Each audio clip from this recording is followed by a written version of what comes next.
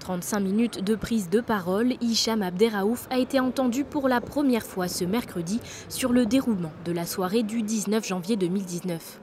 Accusé d'être à l'origine de l'incendie d'un immeuble hébergeant des saisonniers à Courchevel qui a coûté la vie à 2 personnes, sa position ne change pas, il nie fermement les faits. En l'état, il se dit parfaitement innocent. J'ai une accusation qui est incapable de rapporter des éléments concrets laissant penser que celui-ci est l'auteur de cet incendie criminel. J'attends de voir ce qui viendra en l'état. En l'état, ça ne me suffit pas, moi, en qualité d'avocat de la défense. Je pense que c'est une version très préparée. Il connaît parfaitement son dossier. Il attendait, je pense, ce jour-là pour essayer de convaincre la juridiction qu'il subsistait un doute dans sa culpabilité. Mais je l'espère, que personne ne sera dupe aujourd'hui. Autre prise de parole attendue durant ce procès, celle de l'ex-compagne d'Hicham Abderraouf. L'ancienne saisonnière de la station savoyarde qui logeait à l'époque des faits dans cette résidence accusait son ex d'être à l'origine de ce drame.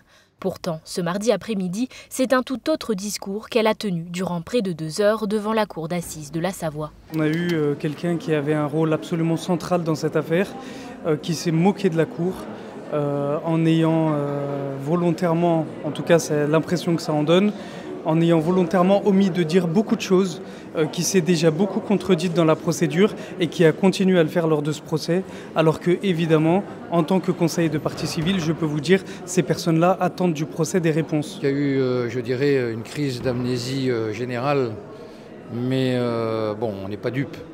On sent très bien qu'il y a derrière ça une crainte énorme. C'est un témoin clé, évidemment. Et je retiens en tout cas les propos qu'elle a tenus au départ.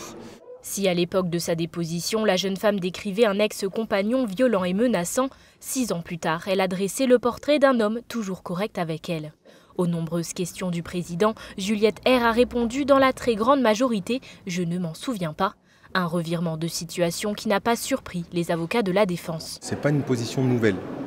C'est une position qui a été actée sur le temps de l'instruction lors de plusieurs interrogatoires qui se sont répétés devant les magistrats instructeurs, au cours desquels ce personnage central qui est à l'origine de la rumeur qui se porte immédiatement sur M.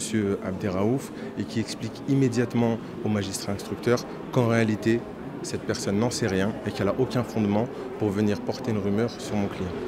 Questionné ce mercredi après-midi par le président, notamment sur les raisons de sa possession d'une arme à feu le jour du drame, sur les violences conjugales commises sur son ex-compagne ou tout simplement sur les raisons de sa présence à Courchevel, Hicham Abderraouf réfute tout lien avec cet incendie, se désignant comme un coupable idéal. Les 2 prochains jours du procès vont être consacrés à l'audition des parties civiles. Pour rappel, il prendra fin la semaine prochaine.